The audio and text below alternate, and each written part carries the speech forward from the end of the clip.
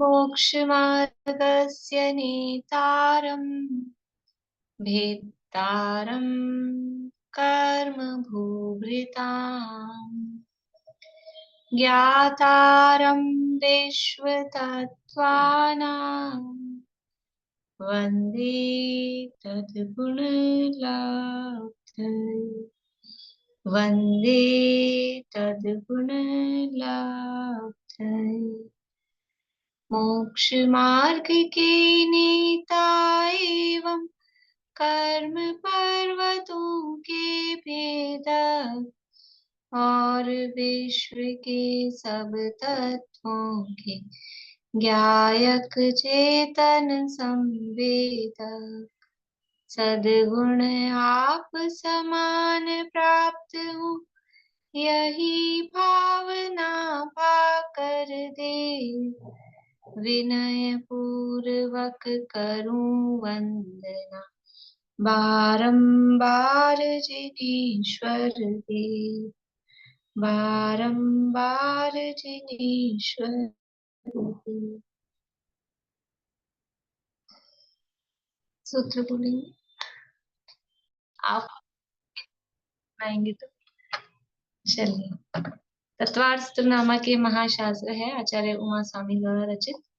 इसके अंतर्गत दूसरा अध्याय यहाँ चल रहा है। पहले अध्याय में यद्यपि 1 से 4 अध्यायों में जीव तत्व का वर्णन है, लेकिन पहले अध्याय में तो इनको जानने के उपायों का वर्णन किया प्रमुखता से। तो उसमें प्रमाण की चर्चा, ज्ञानों की चर्चा वहां की थी। अब दूसरे अध्याय में यहाँ से डायरेक्ट मतलब सीधा सीधा से कहें कि जीव का वर्णन यहाँ से शुरू हुआ है। तो सबसे पहले जीव के भाव, जीव के असाधारण भाव यहाँ पर बताए गए हैं। 5 प्रकार से जीव के असाधारण भाव, औपशमिक, शायिक, शायोपशमिक, औदयिक और पारिणामिक। इन 5 भावों का स्वरूप, उनके भेद प्रभेद, वो चर्चा हमने की है। और इनके स्वामी कौन है, 5 भावों के स्वामी। तो स्वामी में गुणस्थान वाइज भी और वैसे भी हमने दूसरी तरह से भी। फिर इनका काल अनादि अनंत है, अनादि शांत है, सादि अनंत है, सादि शांत है, इस तरह से काल की भी चर्चा की। और कल हमने हे गे उपादेय की चर्चा इसमें की कि कौन से भाव हे हैं, कौन से भाव उपादेय हैं और कौन से भाव गे हैं, और कौन से भाव किस कर्म के निमित्त से, मतलब उसके उदय से हो रहे हैं, उपशम से हो रहे हैं, क्षय से हो रहे हैं, क्षय उपशम से हो रहे हैं, वो सारी चर्चाएं हमने की है।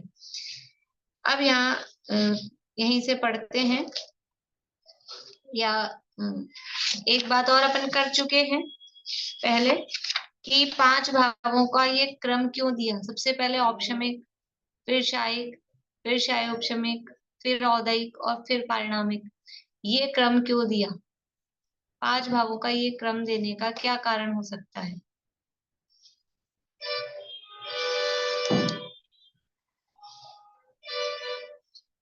दीदी, जीवों की संख्या की अपेक्षा से औपशमिक में जीवों की संख्या सबसे अधिक है। फिर से अधिक है? नहीं, औपशमिक में सबसे कम है, पारिणामिक में सबसे ज्यादा। उस अपेक्षा से बढ़ते क्रम में इसीलिए औपशमिक को पहले, फिर क्षायिक को, फिर क्षायोपशमिक को इसी अपेक्षा से लिया गया। आपने बताया था ऐसा ही मुझे याद। चलिए ठीक है। ये राजकुमार जी नहटा, आप बताना चाह रहे हैं?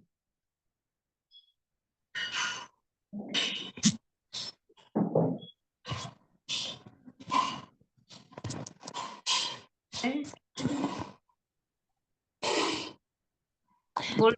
जय जिनेन्द्र। मैं बोलती थी कि ये काल के हिसाब से बताया गया, औपशमिक का काल सबसे छोटा अंतर मुहूर्त का है,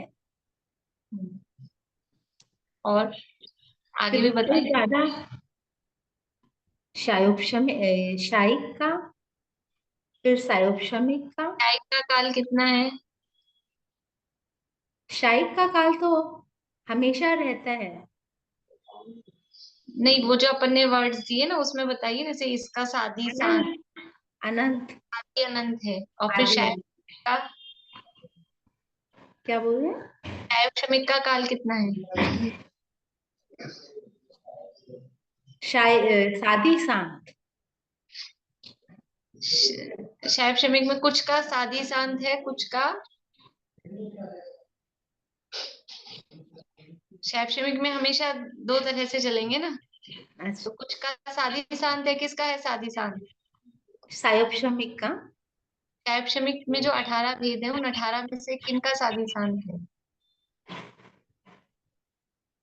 उतना तो नहीं तो पता। अपन ने बात की थी। चलिए और आगे, और एक भावों का काल। औधिक का है, इसका भी साधी शांत है। और एक का साधी शांत नहीं, ये काल के हिसाब से तो नहीं बन पाएगा। अभी पहले अपन काल कंफर्म कर ले। बोलिए रजनी जी, शैक्षणिक भाव का काल। साधी अनंत, साधी शांत और साधी शांत और अनादि अनंत दोनों है वो। अनादि जीवों के भव्य जीव भव्य का ही बता दीजिए, अभव्य को तो जाने दीजिए। भव्य जीव के शैक्षणिक भावों का काल बताइए। साधी साधी शांति है बस। भव्य जीवों की अपेक्षा अनादि शांत है, सॉरी अनादि शांत। भव्य जीवों की अपेक्षा अनादि शांत, दोनों है, अनादि शांत है। बस अनादि शांति है अकेला। बोले नीलम भाभी, भव्य जीव के शैक्षणिक भाव। जो अनादि शांत तो कुज्ञान, 3 दर्शन और 5 लब्धियों के, ये तो अनादि शांत है। और ये और अब क्या बचा? ये शैक्षणिक, ये भी तो है ना, शैक्षणिक सम्यक, शैक्षणिक चारित्र और संयम संयम, इनके साधी शांत है। बढ़िया, और 4 ज्ञान भी साथ में। शैक्षणिक भाव में 2 तरह से होंगे भव्य के ही। जो ज्ञान दर्शन वीर्य संबंधी है, यानी कुज्ञान है, तब तक वो मिथ्यात्व दशा में है, भव्य है लेकिन मिथ्यात्व दशा में है। तो 3 अज्ञान और 3 दर्शन और 5 लब्धियां शैक्षणिक, वो है अनादि शांत। और जो 4 ज्ञान है और शैक्षणिक सम्यक, शैक्षणिक चारित्र और संयमा संयम, ये कैसे हैं? ये साधी शांत हैं। तो काल के हिसाब से हम नहीं बना पाएंगे, मतलब ये क्रम नहीं कह पाएंगे, क्योंकि औपशमिक भाव का काल तो सबसे कम दिख रहा है, साधी शांत है, अंतर्मूर्त मात्र ही है। लेकिन फिर तो हमको छोटा काल किसका दिख रहा है? औपशमिक के बाद में फिर किसको रखना चाहिए था? औपशमिक के बाद फिर शैक्षणिक को रखना चाहिए था, क्योंकि उसमें भी साधी शांत वाले आ रहे हैं ना, साधी शांत वाले भी आ रहे हैं। और अनादि शांत में भी जो किसका टाइम ज्यादा होगा? जो अनादि शांत भाव है, एक भाव तो ऐसे हैं जो शैक्षणिक लब्धियां हैं, शैक्षणिक अज्ञान है, वो अनादि शांत है। थोड़ा सा मतलब समझने की कोशिश करिएगा, कठिन बात नहीं है, लेकिन उपयोग एकाग्र करके।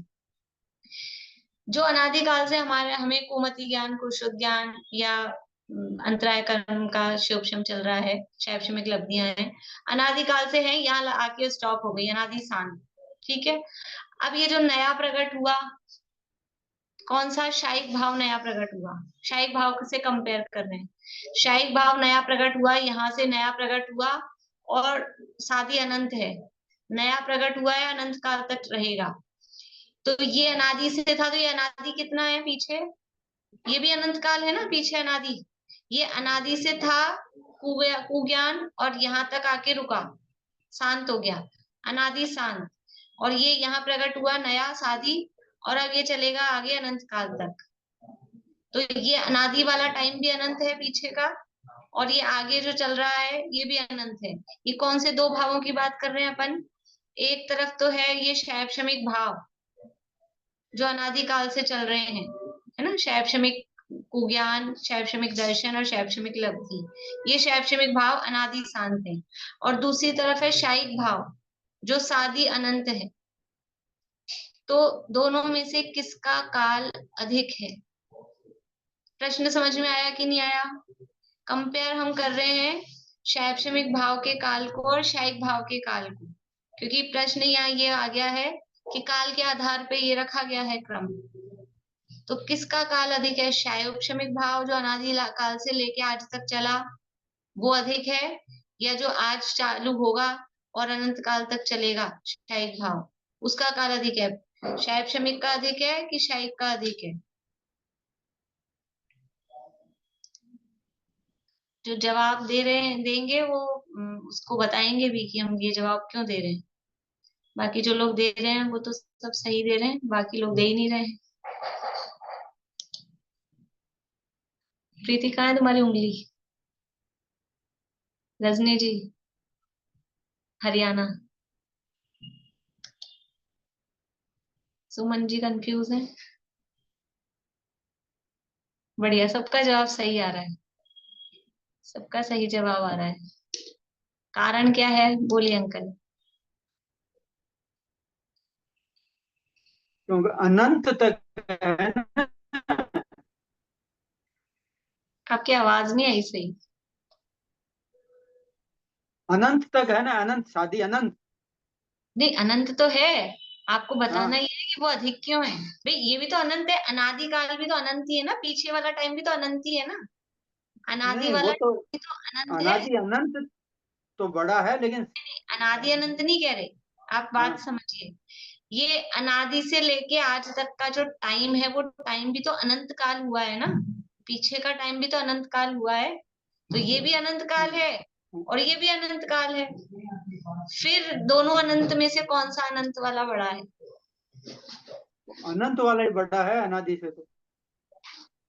नहीं, आप आपका जवाब तो सही है लेकिन आप वो लॉजिक नहीं सही बता पा रहे हैं। बोलिए सुमन जी। हाँ, अनंत वाला बड़ा है, शायिक वाला बड़ा है, क्यों बड़ा है? क्योंकि पहले वाला जितना भी काल हो, शायिक वाला तो अनंत काल तक अब हमेशा बना रहेगा, तो बहुत बड़ा। वो बड़ा नहीं, हुआ।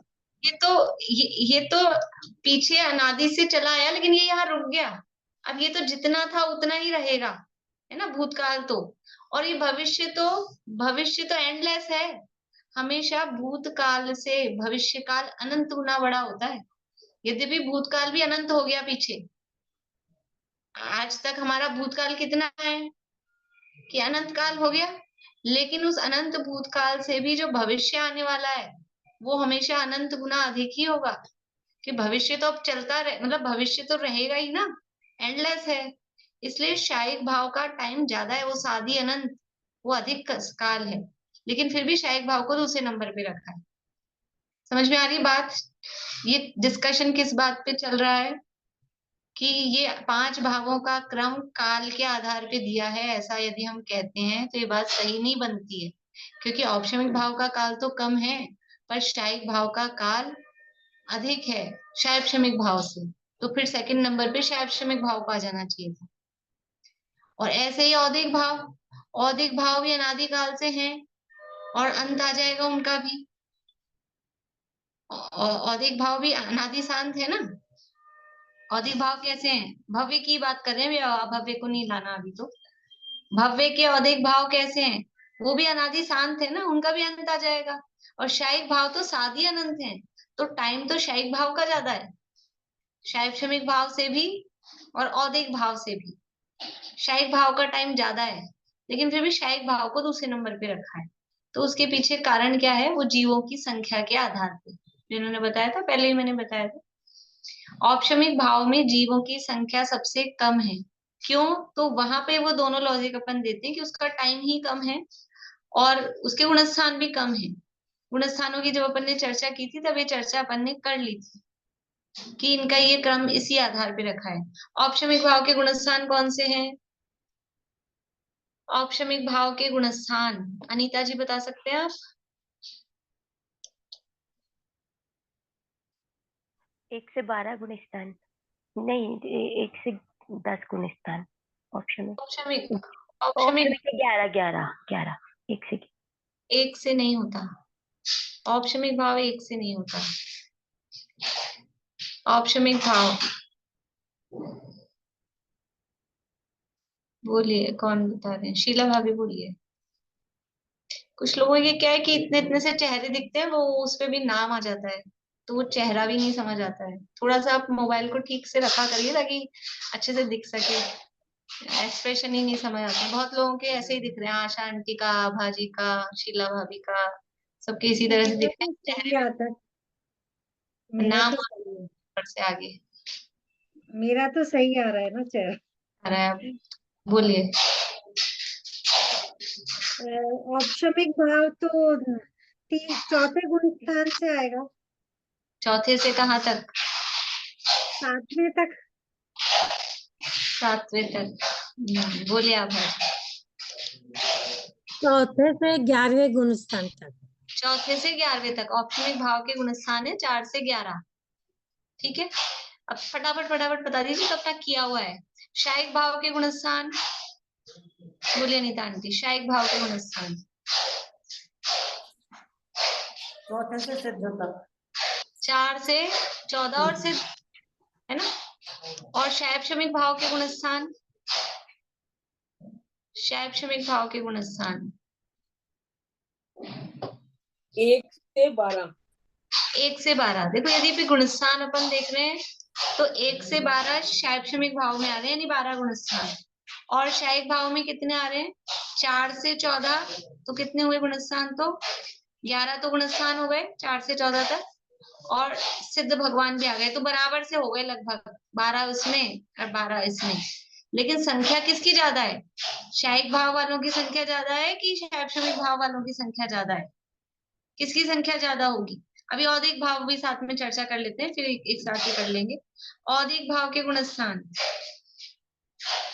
औदिक भाव के गुण स्थान बोलो प्रीति।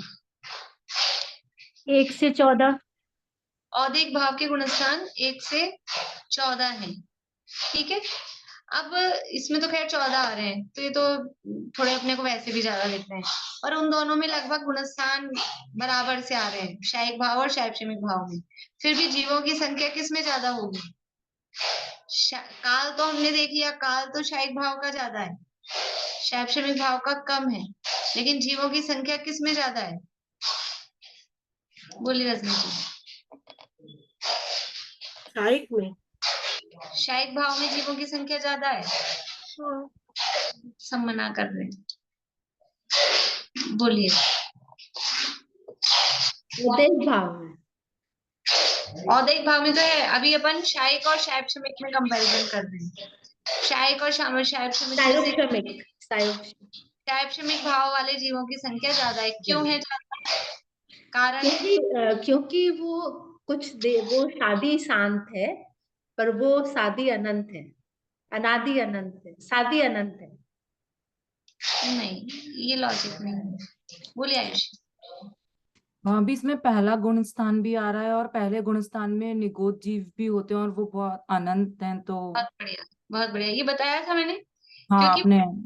शैवशमिक भाव में पहला गुण स्थान आ रहा है। पहला गुण स्थान जहाँ आता है उस पहले गुण स्थान में निगोदिया जीव भी आते हैं, और निगोदिया जीवों की संख्या सिद्ध जीवों से अनंत गुनी अधिक है। इसलिए यद्यपि शायिक भाव में सिद्ध भी आ रहे हैं, लेकिन शैवशमिक भाव में वो पहला गुणस्थान यानी निगोदिया जीव आ रहे हैं, तो शैवशमिक भाव में जीवों की संख्या गुणस्थान लगभग बराबर से होने पर भी जीवों की संख्या शैवशमिक भाव में ज्यादा है। तो सबसे कम जीव हुए औपशमिक भाव में, उससे ज्यादा हुए शायिक भाव में, उससे और ज्यादा हुए शैवशमिक भाव में, और उससे भी ज्यादा जीव हुए औदिक भाव में। क्यों हुए औदिक भाव में? क्योंकि 1 से 14 तक ले रहे हैं, तो वही पहला गुणस्थान आ रहा है, यानी निगोदिया जीव सब उसमें शामिल है। और 14 तक के गुणस्थान वाले ले लिए, 12 के ऊपर 13 14 वाले भी, यद्यपि उसमें बहुत ज्यादा जीव नहीं होते हैं, लेकिन फिर भी जो भी संख्या बढ़ रही है तो वो भी उसमें आ गए हैं। तो इस तरह से औदिक भाव वाले जीवों की संख्या शैवशमिक से भी अधिक है। तो इसलिए ये क्रम रखा कि सबसे पहले औपशमिक, फिर शायिक, और फिर शैवशमिक। और शैवशमिक को बीच में रखने का कारण ये भी है कि उसमें उदय और शय दोनों मिले हुए होते हैं। उदय और शय, उपशम और शय, उपशम शय और उदय, इन तीनों का मिक्स होता है ना, इसलिए 2 ये बोले और फिर औदिक बाद में लिया, तो बीच में उसको शैवशमिक को रखा। पर वो क्रम, मुख्य कारण क्रम का वही है, जीवों की संख्या के आधार पर। पारिणामिक भाव को लास्ट में क्यों रखा? पारिणामिक भाव को लास्ट में क्यों रख दिया?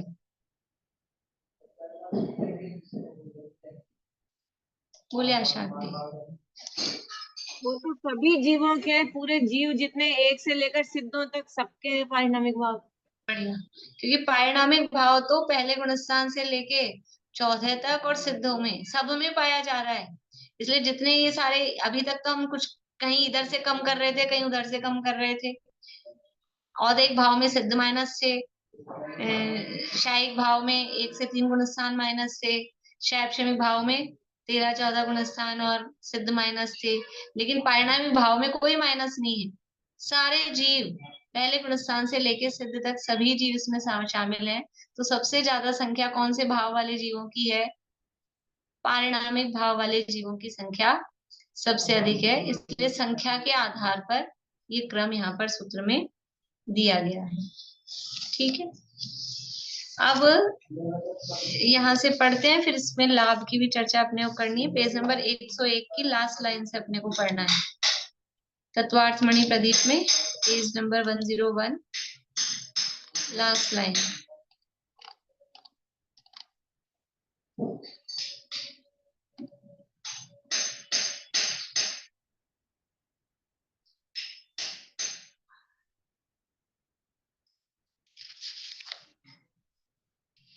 मैं परम पारिणामिक भाव रूप ही हूँ, मेरी बुक में लाइन नहीं है। इसी भाव के आश्रय से धर्म होता है। देखिए आगे 102 नंबर पेज से, जब यह आत्मा स्वयं के जीवत्व रूप परम पारिणामिक भाव को जानता है, पहचानता है, उसमें अपनापन स्थापित करता है, उसका श्रद्धान करता है और सम्यक ज्ञान श्रद्धान पूर्वक उसी में जम जाता है, रम जाता है, समा जाता है, उसी के ध्यान में मग्न हो जाता है, सम्यक दर्शन ज्ञान चारित्र रूप परिणमित होता है, औपशमिक शायिक और सम्यक शायोपशमिक भाव रूप परिणमता है। देखो क्या क्या कह रहे हैं, समझ में आ रहा है पढ़ते पढ़ते? जब ये आत्मा अपने स्वयं के पारिणामिक भाव को, कौन से पारिणामिक भाव को? जीवत्व रूप परम पारिणामिक भाव को जानता है, पहचानता है। जानता है यानी उसका ज्ञान करता है, पहचानता है यानी उसकी श्रद्धा करता है और उसमें अपनापन स्थापित करता है, उसका श्रद्धान करता है। ये सब श्रद्धान की पर्यायवाची, अपनापन, श्रद्धान और सम्यक ज्ञान श्रद्धान पूर्वक उसी में जम जाता है, रम जाता है, समा जाता है। ये सब है चारित्र की, चारित्र को बताने वाले शब्द। उसी में जम जाता है, रम जाता है, समा जाता है, उसी के ध्यान में मग्न हो जाता है। मतलब क्या हुआ? सम्यक दर्शन ज्ञान चारित्र रूप परिणमित होता है। जब यह आत्मा अपने जीवत्व रूप परम पारिणामिक भाव को जानकर, पहचान कर उसमें लीन होता है तो सम्यक दर्शन ज्ञान चारित्र रूप परिणमित होता है। फिर क्या होता है? औपशमिक शायिक और सम्यक शायोपशमिक भाव रूप परिणमता है।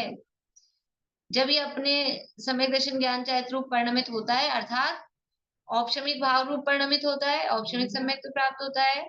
उसके बाद में यहाँ शायिक दिया है उस क्रम से, लेकिन वैसे सम्यक का क्रम देखेंगे तो औपशमिक, सम्यक शायोपशमिक और शायिक भाव रूप परिणमता है।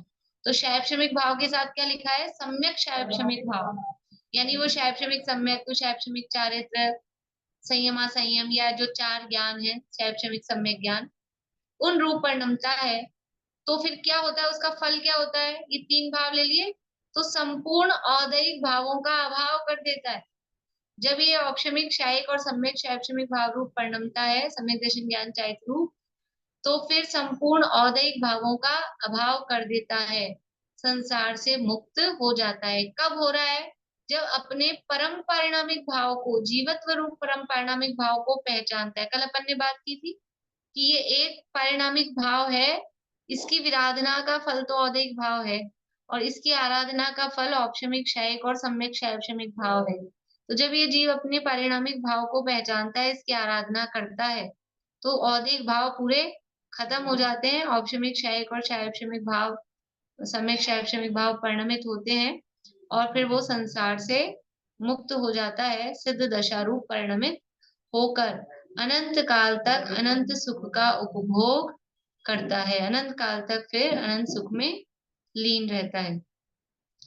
उक्त पावन भावों के आश्रय से सम्यक दर्शन ज्ञान चारित्र प्रकट नहीं होते।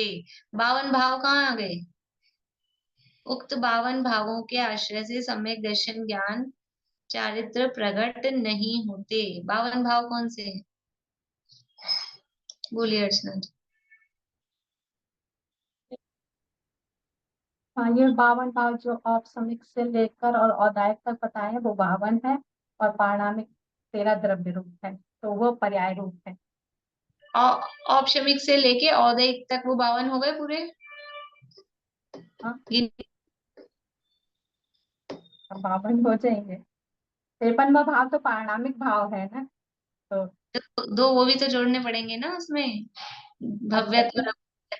अच्छा, भव्यता भव्यता, तो एक जीवत्व को छोड़ के बाकी के सारे भाव जो हैं वो को छोड़ के बाकी के सारे, औपशमिक के 2, शायिक के 9, शैवशमिक के 18, औदैहिक के 21 और पारिणामिक में भी भव्यत और अभव्यत ये 2, ये सब जोड़ते हैं तो ये होते हैं 52। तो कह रहे हैं उक्त 52 भावों के आश्रय से सम्यक दर्शन ज्ञान चाहे प्रकट नहीं होते। आश्रय से मतलब जो कल अपन ने बात की थी, इसका हम लक्ष्य लें, इसका आश्रय करें, इनकी आश्रय से सम्यक दर्शन प्रकट नहीं होगा। लक्ष्य किसका करना है, बेस किसको बनाना है, आधार जिसका हमको आश्रय लेना है वो है अपना जीवत्व भाव, क्योंकि ये सारे तो पर्याय रूप भाव हैं। और जो भी भाव हैं, चाहे सम्यक तो हो, चाहे संयमा संयम हो, चाहे चारित्र हो, ये तो पर्याय रूप भाव है। पर्याय आश्रय करने योग्य नहीं होती, क्योंकि पर्याय की स्थिति एक समय की होती है। हम उसका आश्रय लेने जाएंगे जब तक तो वो चली जाएगी। जो कल उदाहरण दिया था घड़ी के पेंडुलम का, उस पर नजर टिकाओ, ये कैसे नजर टिकेगी, वो खुद ही टिक नहीं रहा है, तो हमारी भी नजर इधर उधर हिलती रहेगी, टिकेगी कैसे। स्थायी तत्व पर दृष्टि टिकती है। तो इन 52 भावों के आश्रय से सम्यक दर्शन ज्ञान चाहे प्रकट नहीं होते, एकमात्र परम पारणामिक भाव के आश्रय से ही रत्नत्रय रूप धर्म प्रकट होता है। अतः एकमात्र आश्रय करने योग्य परम उपादेय यही 53वां भाव है। जो परम पारणामिक जीवत्व भाव है वही परम उपादेय आश्रय करने योग्य है। मेरे को एक शंका ये है कि जैसे जीवत्व वाला भाव है ना वो आश्रय करने योग्य है, ऐसे ही जो ज्ञान है ये भी तो पांचों पर्याय है, फिर ज्ञान में क्या आश्रय करने योग्य, ज्ञान भी तो पांचों पर्याय ही है, मति श्रुत स्वभाव। ज्ञान भी एक जीवत्व, मतलब जैसे जीवत्व पारिणामिक भाव है ना, वैसे ही हमारे जितने भी शक्तियां हैं ये पारिणामिक भाव रूप भी, मतलब जो स्वभाव जिसे हम कहते हैं ना, जो स्वभाव है वो पारिणामिक भाव रूप है। ज्ञान स्वभाव, तो ये जीव का स्वभाव ज्ञान रहेगा, मति ज्ञान शुद्ध ज्ञान इसको मत देखो, लेकिन ये ज्ञान, तो ये ज्ञान किस कर्म के उदय से है, मैं जीव हूँ मुझ में ज्ञान है, किस कर्म के उदय से मुझ में ज्ञान है। मुझ में ज्ञान मतलब ये टेबल में, कुर्सी में, जड़ पुद्गलों में, इनमें ज्ञान नहीं है, लेकिन मुझ में ज्ञान है, जीव में। तो किस कर्म के उदय से मुझ में ज्ञान हुआ और किस कर्म के उदय से इसमें शरीर में ज्ञान नहीं हुआ, तो वहां कोई कर्म का उदय नहीं है। इसलिए मेरा जो ज्ञान स्वभाव है वो पारिणामिक है, उसमें कोई अपेक्षा नहीं है। लेकिन हमने तो पर्यायों में ज्ञान समझा है, अब तक उस ज्ञान को समझा ही नहीं, वो क्या है। पार देखो, पर्यायों में समझा है तो पर्यायों से पार उस ज्ञान स्वभाव को देखो। ये मति ज्ञान है वो कर्म के शोभशम से है, श्रुत ज्ञान है वो कर्म के शोभशम से है, लेकिन ज्ञान मात्र बस ज्ञान है, वो ज्ञान है वो पारिणामिक भाव। ये जो जीवत्व का ना, जीवपना, उसका कोई उदाहरण है? उदाहरण है तो केवल ज्ञान हमने तो बस जैसे मत यही जाने, मति है, शुद्ध है, यही तो बताया अभी भाई, ये इसमें ज्ञान नहीं है और मुझ में ज्ञान है। अब कौन सा ज्ञान वो बात नहीं कर रहे, तो किस कर्म के उदय से इस पेन में ज्ञान नहीं है और किस कर्म के उदय से मुझ में ज्ञान हुआ, कौन सा ज्ञान हुआ उसकी बात नहीं है। लेकिन मैं जीव क्यों कहला रहा हूँ, मुझ में ज्ञान है इसीलिए जीव कहला रहा हूँ ना। तो वो जो ज्ञान पना मुझ में है, चैतन्य उपयोग, वो कर्म के उदय से नहीं है, वो पारिणामिक भाव है। वो ज्ञान तो सब जीवों में है, लेकिन फिर उसमें प्रॉब्लम क्या है, क्योंकि वो कुज्ञान हो रहा है, बस फर्क इतना ही है। तो वो ज्ञान सेम है, हो रहा है, अपने ज्ञान स्वभाव को नहीं, पारिणामिक भाव को नहीं पहचान रहा है, इसलिए कु हो रहा है। और पारिणामिक भाव को पहचान लेगा तो वही ज्ञान सु हो जाएगा। वो जैसे पुत्र कुपुत्र कैसे होता है, पुत्र कुपुत्र कैसे होता है कि अपने घर परिवार का अपनी समझ लो परंपरा या उसको नहीं पहचानता है, गलत लाइन पे जाता है। तो ये अपने ज्ञान स्वभाव को नहीं पहचानता है, गलत लाइन पे जाता है, पर पदार्थों को अपना मानता है, इसलिए वो ज्ञान कुज्ञान होता है। और अपने को माने जाने ज्ञान स्वभाव को, तो वही ज्ञान सुज्ञान कहलाता है। हमको तो पर्यायों में से अलावा कुछ दिखता ही नहीं है, जो भी दिखता है सब जीव और दिखता ही नहीं, कैसे पता चले उसका? यही तो हमको तो जिनवाणी बता रही है, जिनवाणी में यही तो देखने का तरीका बताया जा रहा है कि पर्याय तो दिखेंगी। देखो वही दिखती है, समुद्र में लहरें ही लहरें दिखती है, हमको ऐसा लगता है समुद्र की जैसा चंचल कोई नहीं होगा। कभी भी समुद्र को ऊपर से जाके देखेंगे तो स्थिर दिखता है क्या? लहरें आती रहती जाती रहती है। लेकिन समुद्र का नेचर क्या है? जो समझ लीजिए समझदार लोग होते हैं, विद्वान होते हैं, ज्ञानी होते हैं, वो समुद्र के स्वभाव को जानते हैं कि समुद्र पे लहरें केवल सतह पे दिखे, अंदर क्या है? अंदर एक बिल्कुल शांत समुद्र, गंभीर समुद्र का पर्यायवाची गंभीर, अंदर एकदम गंभीर समुद्र रहता है। समुद्र के किनारे पर वहां बंबई में समझ लो और भी जगह है जहां जहां समुद्र है, किनारों पर इतनी बड़ी बड़ी बिल्डिंगें बनी रहती है समुद्र के आसपास। अगर समुद्र में ऐसे लहरें दिखे और ये लहरें आ जाएगी और हमारे मकानों को उड़ा ले जाएंगी, उनको नेचर पता है, समुद्र में कभी बाढ़ नहीं आती। कितनी लहरें दिखें, ये सुनामी उनामी जो आती है ना, ये समझ लो हुंडा सर्पणी काल है ना, पंचम काल, उसका थोड़ा सा इफेक्ट है। बाकी समुद्र में बाढ़ नहीं आती, नदियों में बाढ़ आती है, समुद्र में नहीं आती है। वो स्वभाव है उसका शांत रहना। ऐसे ही ऊपरी ऊपरी है जो हमको पर्याय दिख रही है ना, अब अंदर तो देखना तो खुद को ही पड़ेगा।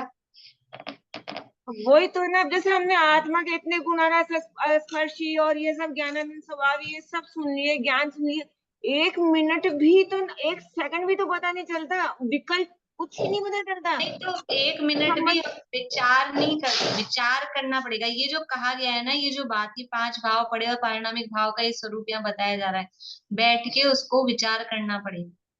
जब तक विचार नहीं करेंगे तब तक तो वो पर्याय ही दिखेंगे, वही दिखेंगे। विचार करना पड़ेगा खुद को। ये जिनवाणी में ये कला बताई गई है, ये प्रकरण इसीलिए ये 5 भावों का स्वरूप वास्तव में ये समझ में आए तो सीधा सम्यक की प्राप्ति है, क्योंकि पारिणामिक भाव बताया जा रहा है। तो अपने पारिणामिक भाव का स्वीकार करना, वो दृष्टि में आना, तो सम्यक दर्शन में क्या देर, इसी का नाम तो सम्यक दर्शन है। पारिणामिक भाव की स्वीकृति होना, इसका नाम सम्यक दर्शन है और कुछ नहीं सम्यक दर्शन। पर वो स्वीकार तो, थोड़ा विचार तो करना पड़ेगा, बैठना पड़ेगा। पर्याय तो दिखेंगी, उन हम देखते हैं, ऐसा नहीं है, पर्याय दिखती है, लेकिन हम पर्यायों को गौण करके हम द्रव्य पे नजर रखते हैं। हमको द्रव्य दिखता है, वो स्वभाव दिखता है, पारिणामिक भाव दिखता है हमको। हम रोज अपने डेली रूटीन में ये काम करते हैं, लेकिन यहाँ अपने स्वरूप के संबंध में करना तो अपने को ही पड़ेगा। बोलिए रेणु जी। मैम इसका मतलब यह हुआ कि जो जीवत्व भाव के, जीवत्व जो है हमारा जीव है, उसी के अंदर सब पर्याय हो रही है, क्षायिक, औपसमिक और क्षायोपसमिक, इसीलिए इनको पर्याय कहा, इसको द्रव्य कहा है, इसी कारण, क्योंकि जीव के अंदर ही सारे भाव हो रहे उत्पन्न, इसीलिए कहा है इसको इस तरह। हाँ, मतलब ये पर्याय अवस्थाएं ही बदलती रहती हैं, जीव पना नहीं बदलता। जीव तो रहेगा पूरा द्रव्य। ज्ञान अवस्थाएं बदलती रहती हैं, लेकिन ज्ञान पना खत्म नहीं होता, इसलिए वो पारिणामिक भाव है। ज्ञान तो वैसे जो क्षायिक रहता है लास्ट में सिद्ध बनने के बाद, वो फिर तो वो पर्याय भी रहेगी। पर्याय के बिना द्रव्य थोड़ी ना होता है, द्रव्य के बिना पर्याय नहीं, पर्याय के बिना द्रव्य नहीं, तो पर्याय तो रहेगी ही, लेकिन तब भी वो पारिणामिक भाव है कि नहीं जीवत। केवल ज्ञान पर्याय रहे, लेकिन वो पारिणामिक भाव, अगर वो पारिणामिक भाव ही नहीं होगा, वो ज्ञान स्वभाव ही नहीं होगा, तो केवल ज्ञान पर्याय आएगी कहाँ से, निकलेगी किसमें से? इसलिए वो तो रहेगा, वो भी रहेगा और वो पर्याय भी रहेगी। देखिए, तो उक्त 52 भावों के आश्रय से सम्यक दर्शन ज्ञान चारित्र प्रकट नहीं होते, एकमात्र परम पारिणामिक भाव के आश्रय से ही रत्नत्रय रूप धर्म प्रकट होता है। अतः एकमात्र आश्रय करने योग्य परम उपादेय यही 53वां भाव है। यानी ये हमको ये पर्याय दिखे, पर्याय समझ में आए तो ये ख्याल में आना चाहिए, ये पर्याय रूप मैं नहीं, ये पर्याय मेरा स्वरूप नहीं, ये जो भी दिख रही है ये सब मनुष्य आदि रूप दिख रही है, तो क्या समझ में आना चाहिए, ये औदिक औदिक भाव है। मनुष्य गति रूप परिणाम हो रहे हैं, क्रोध आदि के भाव हो रहे हैं, वेद के परिणाम हो रहे हैं, ये सब औदिक भाव है, ये मेरा स्वरूप नहीं है। ज्ञान की हीनादिक अवस्था चल रही है, ये शैक्षणिक भाव है, ये मेरा स्वरूप नहीं है। और भी जो पर्याय जिस भी रूप में चल रही हैं, तो मैं कौन हूँ कि मैं वो जीव जो अनादि अनंत रहने वाला, ऐसा मैं तत्व हूँ। ऐसा अंदर विश्वास, वो चलते फिरते नहीं होगा अभी ऐसे, क्योंकि अभ्यास नहीं है ना, तो बैठ के थोड़ा विचार करना पड़ेगा। देखिए अब क्या कह रहे हैं, अब कंक्लूजन कह रहे हैं। हम कह सकते हैं, क्या कह सकते हैं, पारिणामिक भाव के बिना कोई जीव नहीं है। कह सकते हैं कि नहीं कह सकते हैं? ऐसा जीव बताओ जिसके पास पारिणामिक भाव नहीं हो, कोई जीव ऐसा बताओ। तो हम कहेंगे ऐसा कोई जीव नहीं है, क्योंकि पारिणामिक भाव में कहां से कहां तक के जीव ले लिए हमने, पहले गुणस्थान से लेके सिद्धों तक सारे संसारी और मुक्त सब आ गए। तो पारिणामिक भाव के बिना कोई जीव नहीं है। दूसरा, औदैहिक भाव के बिना कोई संसारी जीव नहीं है। औदैहिक भाव कहां से कहां तक है? पहले गुणस्थान से लेके 14वें गुणस्थान तक औदैहिक भाव है, और पहले गुणस्थान से लेके 14वें गुणस्थान तक संसार दशा है। तो कोई संसारी जीव ऐसा, एक भी संसारी जीव ऐसा ढूंढ के बताओ कि जिसमें औदैहिक भाव ना हो। ढूंढ सकते हैं, ढूंढ के ला सकते हैं कि एक जीव तो हम ऐसा ढूंढेंगे जिसमें कोई औदैहिक भाव नहीं है। अनंत भगवान में, अनंत भगवान में है औदैहिक भाव? कौन से औदैहिक भाव है अनंत भगवान में? हाँ तो कर रहे हैं आप लोग, हाँ तो जल्दी से कर दिया। कौन सा औदैहिक भाव है अनंत भगवान में?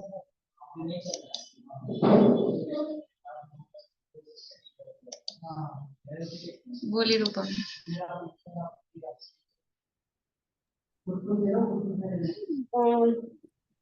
असिद्धत्व है। बढ़िया। लिंग भी मान सकते हैं? नहीं, नहीं, वेद नहीं रहता, वेद तो नवे गुणस्थान तक ही रहता है। पहला ये ना, पहला गति, हाँ गति गति है कि नहीं है? मनुष्य गति है। हाँ, एक एक को देखना चाहिए। से गति देखी, फिर कषाय है क्या उनके? नहीं, कषाय नहीं है, लिंग नहीं है, मिथ्या दर्शन नहीं है, अज्ञान, ज्ञान नहीं है, अज्ञान भी असंयम भी नहीं, नहीं, असंयम भी नहीं है, असिद्धत्व है। तो मनुष्य गति है, असिद्धत्व है, और आगे क्या है? लेश्या, लेश्या के उपचार से तो लेश्या। ठीक है, तो इस तरह से ये, और मोटा मोटा असिद्धत्व तो है ही है, मनुष्य गति और असिद्धत्व, और लेशा उपचार से कही जाती है, तो उनके भी हैं। इसलिए औदैहिक भाव के बिना कोई भी संसारी जीव नहीं है। इसको ऐसे भी कह सकते हैं कि जो संसारी हैं उनके, या जिनके औदैहिक भाव हैं वो सब संसारी हैं। तो इस अपेक्षा से अनंत भगवान भी संसारी हैं। अनंत भगवान को दोनों साइड कर देते हैं अपन। जब हमारे को मतलब होता है तो हम उनको मुक्त में डाल देते हैं, जब हमारे को मतलब होता है तो हम उनको संसारी में डाल देते हैं। तो संसारी में कैसे डाल रहे हैं? क्योंकि उनके औदिक भाव हैं, और जिनके औदिक भाव होता है वो संसारी जीव होते हैं, इसलिए अनंत भगवान भी संसारी। देखिए, शैक्षणिक भाव के बिना कोई छद्मस्त नहीं है। छद्मस्त का मतलब होता है आवरण कर्मों से सहित। छद्म का मतलब होता है आवरण, और यानी उसमें स्थित। तो आवरण कर्म कौन से हैं? ज्ञान आवरण, दर्शनावरण, ये आवरण कर्म है। या सरल शब्दों में कहें तो अल्प ज्ञानी को भी छद्मस्त कहते हैं, क्योंकि ज्ञानावरण आदि का उदय उन्हीं के होता है। तो जो अल्प ज्ञानी है उसको छद्मस्त कहते हैं सरल भाषा में। तो शैक्षणिक भाव के बिना कोई छद्मस्त नहीं है, कि जितने भी अल्प ज्ञानी का मतलब, ये हम तुम ऐसे अल्प ज्ञानी नहीं, जिनको केवल ज्ञान नहीं है वो सब अल्प ज्ञानी है। केवल ज्ञानी पूर्ण ज्ञानी है, और केवल ज्ञानी से नीचे वाले, अब चाहे मन परे ज्ञानी हो, चाहे अवधि ज्ञानी हो, चाहे चार ज्ञान के धारी गंधर्व देव हो, वो सब क्या है? केवल ज्ञानी भगवान के आगे वो सब अल्प ज्ञानी है। तो जो जो अल्प ज्ञानी जीव हैं, यानी केवल ज्ञान से रहित हैं, वो सब छद्मस्त कहलाते हैं।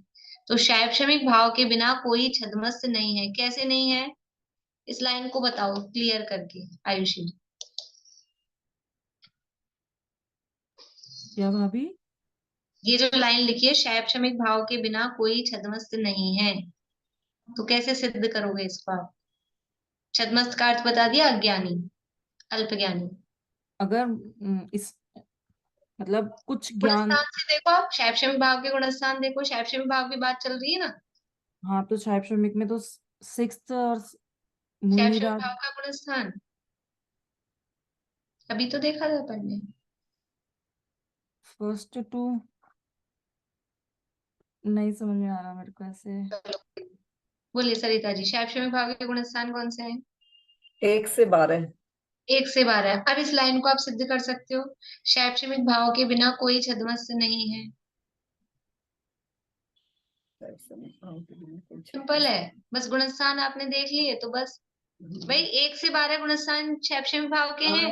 उनको अल्प ज्ञान और 13 के बाद केवल ज्ञान हो जाता है, इसलिए वो केवल ज्ञानी 1 हो से गए। 12 गुणस्थान तक के सभी जीव अल्प ज्ञानी है, किसी को भी केवल ज्ञान नहीं है। इसलिए शैक्षणिक भाव के बिना कोई भी छद्मस्त नहीं है, क्योंकि उसके ऊपर 12वें गुणस्थान के ऊपर 13वें गुणस्थान में तो क्या है, केवल ज्ञानी है, और वहां शैक्षणिक भाव है नहीं।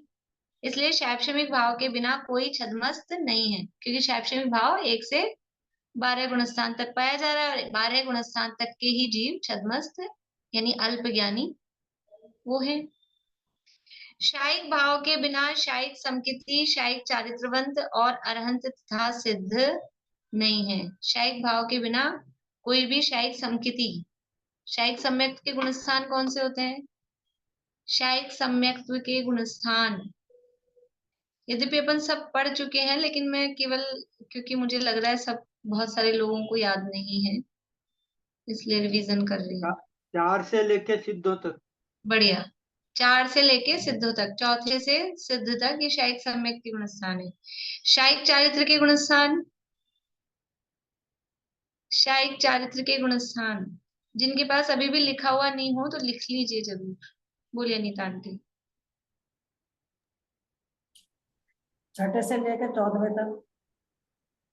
6 से शायिक चारित्र, शायद चौथे से कहा जाएगा, चौथे से। चौथे में चारित्र कहाँ है? बोलिए भाई साहब। 12वें से सिद्ध अवस्था तक। हाँ। सॉरी 10वें से। हाँ 10वां नहीं, चारित्र या तो 12 हाँ, तो या 11वां। हाँ 11वें में तो है ही नहीं शायिक चारित्र। या तो शपथ श्रेणी का 8वें से कहें, नहीं तो वैसे तो 12वें में ही होता है शायिक चारित्र, तो अथवा 12वें से कहें, और उपचार से शपथ श्रेणी चढ़ ली है तो 8वें से भी कह देते हैं। तो 8वें से सिद्धों तक या 12वें से सिद्धों तक वो शायिक चारित्र है। शायिक समकिति यानी शायिक भाव के बिना शायिक समकिति और शायिक चारित्रवंत और अरहंत और सिद्ध, अरहंत और सिद्ध 13वें 14वें गुणस्थान वाले अरहंत और सिद्ध भगवान, वो शायिक भाव के बिना नहीं है। औपशमिक भाव के बिना कोई धर्म का आरंभ करने वाला नहीं है। कोई व्यक्ति ऐसा ढूंढ के बताएं कि जिसने धर्म की शुरुआत तो की हो लेकिन औपशमिक भाव उसके नहीं हुआ हो। जिसने पहली बार शुरुआत मतलब पहली बार जीवन में उसके धर्म प्रकट हुआ हो लेकिन औपशमिक भाव नहीं हुआ हो, ऐसा कोई जीव हो सकता है? क्यों नहीं हो सकता है? क्यों नहीं हो सकता है? क्योंकि सबसे पहले औपसमिक सम्यक्त भी होता है। हाँ, क्योंकि औपशमिक सम्यक्त से ही धर्म जीवन में प्रकट होता है, नहीं तो किसी को डायरेक्टली शायिक हो जाए कि शैक्षणिक हो जाए, ऐसा हो ही नहीं सकता है। तो औपशमिक भाव के बिना कोई धर्म का आरंभ करने वाला नहीं है। यानी उसी बात को थोड़ा सा अलग शब्दों में यहाँ पर बताया गया। समझ में आई ये बात? वस्तुतः निश्चय से स्वतत्व तो परम पारिणामिक भाव ही है। शेष 52 भाव व्यवहार से स्वतत्व है। स्वतत्व कहा था सूत्र में, औपशमिक शायिको भावो मिश्रस्त जीवस्य स्वतत्वम औदैक पारिणामिको च। तो पांचों को स्वतत्व कहा, लेकिन वास्तव में समझना क्या है कि इन पांचों के जो 53 भेद बताए उसमें से केवल एक है स्वतत्व, तो बाकी सब वो व्यवहार से स्वतत्व कहा है। निश्चय से असलियत में तो एक ही है, वो एक ही काफी है, एक ही बहुत होता है, ज्यादा की जरूरत भी नहीं है। एक एक ही शुद्ध होता है, एक ही परिपूर्ण होता है, एक ही अखंड होता है, और एक के ही आश्रय से मुक्ति होती है। ज्यादा इधर उधर दो नावों में सवारी तो वैसे भी करने वाला वो डूबता है, इसलिए एक ही काफी है। तो ये एक ही स्वतत्व है।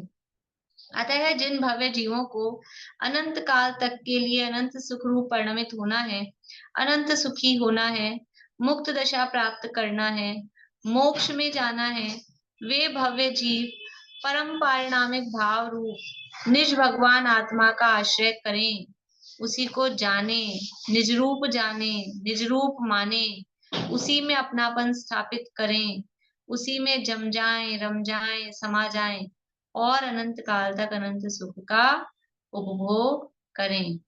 क्या कह रहे हैं आशा आंटी? कि जिन जीवों को अनंत काल के लिए सुख रूप परिणमित होना है, अनंत सुखी होना है, तो क्या करना पड़ेगा? कि जानना तो पड़ेगा खुद को ही, इतना तो खुद को ही करना पड़ेगा। ये तो मेहनत खुद को ही करनी पड़ेगी कि वो अपने परम पारिणामिक भाव रूप निज भगवान आत्मा का आश्रय करें, उसको जाने, वो पहचाने कि मैं कौन हूँ। भाई शब्दों में तो बताया ही जा सकता है ना, जिनवाणी में शब्दों में यही कहा जा रहा है। सभी जिनवाणी और जो भी हम किसी के प्रवचन सुने, कोई भी बोलने वाले वक्ता हो, उसमें यही बताया जा रहा है। बात यह है कि किसकी बात अपने को स्ट्राइक करके हम कब वो काम करने बैठ रहे हैं, विचार हम कब कर रहे हैं। जब हम खुद ये तत्व का विचार और तत्व का निर्णय, ये तो पर्सनली होगा, रास्ता दिखाया जाएगा। जिनवाणी में रास्ता दिखाया गया है। शब्द केवल ज्ञान करा सकते हैं, अनुभव तो खुद को ही करना पड़ेगा। शब्दों में अनुभव ऐसे ले जाके किसी को करा दिया जाए, वो नहीं होगा, वो तो खुद को ही करना पड़ेगा। तो वो अपने को जानना, पहचानना कि मैं कौन हूँ, ये पारिणामिक भाव स्वरूप। तो जितनी गहराई, जितना विचार करेंगे, विचार करने पर ही उसकी, जैसे बोलते हैं जुगाली करना, जितनी जुगाली करते हैं उतना ही वो, समझ लो गाय जितनी जुगाली करती है उतना ही उसके दूध बनता है। आप समझो केसर को जितना घोटो, एक पीपल आती है लैंडी पीपल, उसको जितना घोटो उतनी उसमें से चरपराहट निकलती है। तो ये भी तत्व को जितना घोटेंगे, ये विचार जितना करेंगे, तो मक्खन, मक्खन भी कब निकलता है? जितना मथते हैं। तो ये मथना तो पड़ेगा खुद को, तो वो जाके फिर बात समझ में आएगी। जितनी, एक वो चलता है, कबीर जी का है, कबीरदास जी का, जिन खोजा तिन पाइया गहरे पानी पैठ। रत्न किसको मिलते हैं? समुद्र में रत्न होते हैं, समुद्र के तल में। आयुषी जी पता है, रत्न होते हैं। तो हम तो गए थे समुद्र में ऊपर बोट में जाके, हमको तो कोई दिखे ही नहीं। कि ऐसे नहीं मिलते हैं कि ऊपर वो हम स्विमिंग भी करके आए, ऐसे नहीं मिलते हैं। कि जिन खोजा तिन पाइया गहरे पानी पैठ, नीचे बिल्कुल तल में जाना पड़ेगा, गहराई में, उसको रत्न मिलेंगे। और मैं बौरी डूबन डरी रही किनारे बैठ, मैं डूबने से डर रही थी। वो कबीरदास जी अपने को स्त्रीलिंग में करते हैं कि मैं बावली किनारे पे बैठी रही, डूब जाऊंगी डूब जाऊंगी। डूबने के डर से तुम किनारे पे बैठे रहोगे तो रत्न तो नहीं मिलने वाले। ऐसे ही ये जिनवाणी की, शास्त्र की, शब्दों की गहराई में जाना पड़ेगा। शब्द तो वाचक हैं, उसमें वाच्य क्या है, वहां वो दिखा किसको रहा है। दुनिया में हम समझते हैं ये शब्द, मैंने शब्द बोला, किसी का भी नाम लिया, तो वो हर व्यक्ति समझता है, दूसरे भी समझते हैं कि इनका नाम ले रहे हैं। वो वाच्य को समझते हैं, शब्दों को नहीं समझते हैं। जिसका भी नाम लेते हैं तो वो सब समझता है ना व्यक्ति। नाम लिया हमने पानी, तो पानी शब्द ऐसे आपको ये समझना था, प में आ की मात्रा पा, न में बड़ी की मात्रा नी, ऐसा कोई समझता है कि पानी ख्याल आ जाता है? पानी ख्याल आ जाता है। ऐसे ही यहाँ मैं कहा जा रहा है, तो अब वो मैं वाचक है, वो शब्द, ये आत्मा, ये ज्ञान स्वभाव, ये वाचक है, शब्द है। उसका वाच्य क्या है? वो वाच्य तक हमको पहुंचना है। अब वो उसमें कठिनाई इसलिए हो रही है कि पानी से हम फैमिलियर हैं, अनादिकाल का अभ्यास है। तो इससे भी थोड़ा सा परिचित, करत करत अभ्यास से, ये अभ्यास करके अपने अनुभूति इससे हम परिचित हों। अब ये लाभ तो आज भी रह गए हैं। अब अपन शुरू करेंगे क्योंकि समय तो पूरा हो गया, और अब शुरू करेंगे तो बहुत ज्यादा ओवर टाइम हो जाएगा। अब तो सर्दी के दिन आ गए ना, तो फिर लेट भी हो जाते हैं। फिर लाभ की चर्चा कल करेंगे, और फिर टाइम बचेगा तो आगे भी शुरू कर लेंगे, नहीं तो फिर लाभ की बात करेंगे। मैम जो 5 भावों को आपने व्यवहार के रूप में कहा, जो तो पारिणामिक भाव है का, उसका खाली जीवत्व भाव को निश्चय से बोला जाएगा कि तीनों भावों को पारिणामिक के? जीवत भी ये लिखा है ना, निश्चय से तो स्वतत्व परम पारिणामिक भाव मतलब जीवत। वो तो वैसे ही अभाव हो जाने वाला है, भव्यत्व तो हमेशा रहने वाला ही नहीं है। वो तो सिद्ध होने के बाद भव्यत्व भाव का अभाव हो जाएगा। अभव्य जो रहेगा ना वो। अरे तो अभव्य की तो बात क्यों करना, उनको तो छोड़ दो। हम तो भव्य हैं, और अभव्य क्या अपने अभव्य बने का आश्रय लेगा? किसी को पता थोड़ी ना होता है कि मैं अभव्य हूँ क्या है। वो भी इस मतलब यद्यपि वो अनादि अनंत है, लेकिन वो आश्रय करने योग्य नहीं है।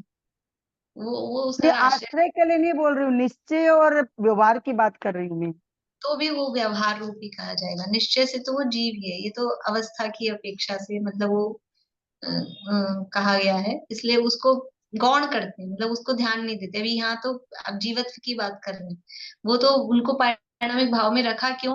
क्योंकि वो कोई कर्म के उदय आदि की उनमें अपेक्षा नहीं है, इसलिए।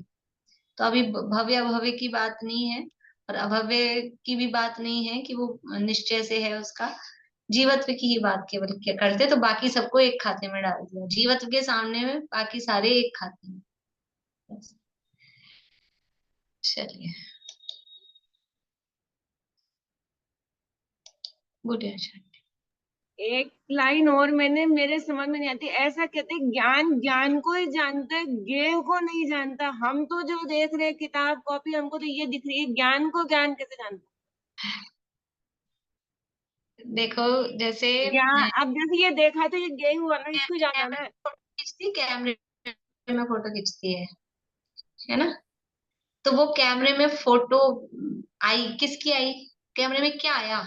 कैमरे में हमने खींचा, तो वो वस्तु कैमरे में आ गई, कैमरे में बना। कैमरे में वो किसको, मतलब अभी कैमरे को समझो आप ज्ञान, ज्ञान जैसा, है ना? तो ये ज्ञान कैमरे जैसा है। तो ये है वस्तुएं, ये मतलब जो वस्तु जिसको जान रहा है वो ये है, और ये कैमरा ज्ञान है। तो वो कैमरे में क्या आता है? फोटो खींची तो वो गे आ जाता है। कैमरा गे को जान रहा है कि कैमरे में खुद का बनता है, उसकी रील पे वो खुद का बन रहा है एक चित्र, खुद का। हमारी आंख में भी यही होता है। हमारी आंख भी जो जान रही है ना, ये आंख पे वो सामने वाली वस्तु का एक चित्र। दर्पण का उदाहरण देते हैं। दर्पण में मोर झलका, तो वो सामने वाला मोर दर्पण में घुस गया क्या? कि वो दर्पण का ही परिणमन है मोर रूप से। बस सामने मोर होता है तो इधर भी मोर दिखता है, इसलिए ऐसे कहते हैं कि मोर दर्पण में आ गया, लेकिन वो उसका खुद का ही है। ऐसे ही ज्ञान में जो सामने वस्तु है, वो ज्ञान में वो ज्ञान खुद उसको डिजाइन करता है। जैसे वो कैमरा खुद अपनी रील पे वो एक चित्र बनाता है, तब तो उसमें से वो निकलता है। ऐसे ही ज्ञान वो स्वयं उस वस्तु के आकार, आकार मतलब आकार शब्द से आप लोग वैसा आकार समझेंगे, मतलब वो जो भी वस्तु है, वो ज्ञान खुद उसको उस रूप मतलब अपने ज्ञान को ही जान रहा है वास्तव में। तो अब वही तो बात समझ में नहीं आ रही, ज्ञान ज्ञान को क्या जान रहा है? वो तो किताब सामने वाली चीज को जान रहा है, वही तो समझ उदाहरण नहीं दिया ना, इसलिए उदाहरण दिया आपको, वही इसलिए तो उदाहरण समझ नहीं आ रहा। कि वो कैमरे में क्या जाना गया, कैमरे में क्या आया? वस्तु नहीं आई, कैमरे में वो रील ही चित्र रूप से। ऐसे ज्ञान में भी एक रील है, समझ लो उदाहरण में, कि वो ज्ञान उसी को जान रहा है। वही ज्ञान उस रूप परिणमित परिणमित होता है, मतलब वो ज्ञान अपना एक डिजाइन वैसा बनाता है, तो उसी को ज्ञान जान रहा है। ज्ञान ज्ञेयों को जानता है कि नहीं जानता है? कि ज्ञेयों को जानता है। ये कह रहे हैं कि जैसा ज्ञेय सामने होता है वैसा ही यहाँ पर भी बनता है, तो इसलिए ऐसा कह दिया जाता है कि ज्ञान ने इसको जाना। जो वस्तु होती है वैसी ही हमारे ज्ञान में बनती है। तो भव्यपन हम आत्मा को कोई ऐसी ज्ञेयाकार में नहीं बना सकते जिसको हम जान ले। ऐसे आत्मा का कोई ज्ञेयाकार नहीं बन सकता क्या? ही तो है परम, यही परम ये है, यही ये है, ये आत्मा ही है। तो अभी सामने हम पर वस्तु जान तो ज्ञान को ही रहा है, लेकिन वो पर आकार, पर वस्तुओं के आकार रूप ज्ञान को जान रहा है। और वो अपने ज्ञान रूप ज्ञान को जाने कि ये मैं ज्ञान को जान रहा हूं, ऐसी फीलिंग करे। अब थोड़ी गहरी बात है, मतलब वही गहरे पानी में उतर के समझ में तो आएगी। अब इसका ऐसा है कि अपन जितना हमसे हम जितना समझना चाह रहे हैं सिर्फ हम उतना ही समझ रहे हैं, पर पूरा कंप्लीट नहीं समझ पा रहे, ये कह सकते हैं। नहीं, मतलब हम कंप्लीट, पूरा पुरुषार्थ नहीं कर रहे उस चीज को, हाँ, मतलब कंप्लीट ना, हम उसकी गहराई में नहीं जा रहे, हाँ हाँ कंप्लीट एग्जैक्ट, फैलाव वाला नहीं, हाँ डेप्थ वो वाला। डेप्थ में अपन उतना डेप्थ में नहीं जा पा रहे, बट ऊपर ही अपन सिर्फ समझ के कर रहे हैं, तो इसलिए वो अपन में इतना उतर नहीं रहा है ज्ञान ऐसा। मतलब इसमें क्या है कि अपने ज्ञान को पहचाना है, ज्ञान सबको जान रहा है, ज्ञान से हम बाहर की चीजों को जान रहे हैं, लेकिन उस जानने वाले को नहीं जान रहे ना। हम खुद तो को तो नहीं जान पा रहे ना भाभी, हम औरों को जान रहे हैं बट हम स्वयं को नहीं तो पहचान पा रहे हैं। ज्ञान तो खुद को ही, देखो न्याय में भी इस तरह का एक सूत्र आता है कि वास्तव में ज्ञान सबसे पहले, अपन हमने जो वो पढ़ा था ना, फिर समय हो जाएगा, द्रव्य संग्रह में, द्रव्य संग्रह में लगभग 44वीं या 42वीं, 42 46 44 इन गाथाओं में ही आया था। दर्शन, दर्शन किसे कहते हैं कि जो अपने को ही जानता है, वास्तव में आत्मा को ही जानता है। तो जानने में तो ज्ञान ही आ रहा है, अपने को ही जान रहा है, लेकिन ये स्वीकार नहीं हो रहा कि मैं अपने को जान रहा हूं, वो उसको नहीं स्वीकृति हो रही है। पर वस्तु ज्ञान, ज्ञान में आती कहाँ है, ज्ञान तो ज्ञान को ही जानता है, पर वस्तु को किस तरह से जानेगा, वो आती नहीं है ना। मेरे में घुसा क्या, आप लोग मुझे दिख रहे हो तो मुझे में घुसे क्या, लेकिन वो जैसे समझ लो चश्मा लगा के देख रहे हो अभी आप, है ना, आप किसको देख रहे हो, आप मुझे देख रहे हो, आप अपने मोबाइल की स्क्रीन को देख रहे हो, कि आप चश्मे को देख रहे हो। वो चश्मा है बीच में, लेकिन वो पकड़ में नहीं आ रहा है कि मैं तो चश्मा देख रही हूँ। वो चश्मे के थ्रू होके वो स्क्रीन दिख रही है, और स्क्रीन से भी थ्रू होके आपको लग रहा है कि आप मुझे देख रहे हो, लेकिन असलियत में देख क्या रहे हो आप। अभी चश्मे पे कोई भी मान लो वो होती है, कुछ लग गया, धब्बा हो रहा है, कुछ हो रहा है, तो फिर क्या दिखता है, फिर वो धब्बा दिखता है ना। तो दिख क्या रहा है आपको, आप स्क्रीन नहीं देख रहे हो, आप चश्मा देख रहे हो, तो ये चश्मा समझ लो ज्ञान। तो हमको ज्ञान ही दिखता है, लेकिन वो हम मतलब उस ज्ञान को पकड़ नहीं पाते हैं, और बाहर निकल के स्क्रीन पे और वो सामने जो व्यक्ति दिख रहा है उस तक पहुंच जाते हैं। हम ये समझ रहे हैं हम उसको देख रहे हैं इसको ही, चश्मे को ही, दिखता तो यही है, बीच में तो यही आ रहा है सबसे पहले, तो दिख तो वही रहा है। ऐसा ही। अब और थोड़ा विचार करना, बोलिए रेणु जी।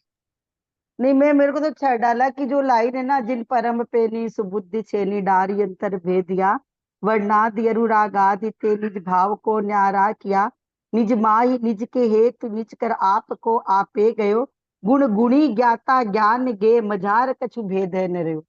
ये हाँ, मुझे लाइन याद है तो बोले आपको। हाँ, ध्यान की दशा में ये स्थिति होती है कि कुछ भेद नहीं रहता है वहां, लेकिन अभी तो मतलब हम पकड़ नहीं पा रहे, हम पकड़ नहीं पा रहे। देखो हम रसगुल्ला खाया, तो रसगुल्ले का ज्ञान होता है, रसगुल्ला खाया, लेकिन इस रसगुल्ले के ज्ञान का ज्ञान कभी किया कि ये रसगुल्ले का ज्ञान मुझे हो रहा है, इसका ज्ञान,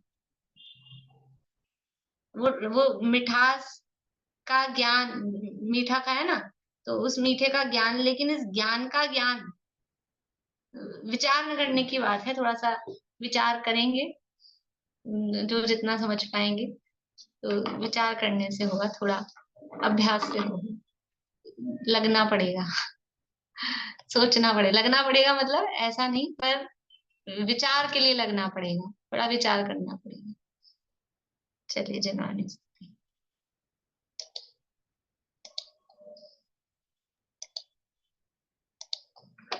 किसी से कुछ नहीं लेना, किसी को कुछ नहीं देना, अहो निश्चिंत परमानंदमय जीवन हमारा है, ज्ञान में लोक है मेरा, ज्ञान ही रूप है मेरा, परम निर्दोष समता में ज्ञान जीवन हमारा है, अहो चैतन्य आनंद में सहज जीवन हमारा है, अनादि अनंत पर निरपेक्ष ध्रुव जीवन हमारा है।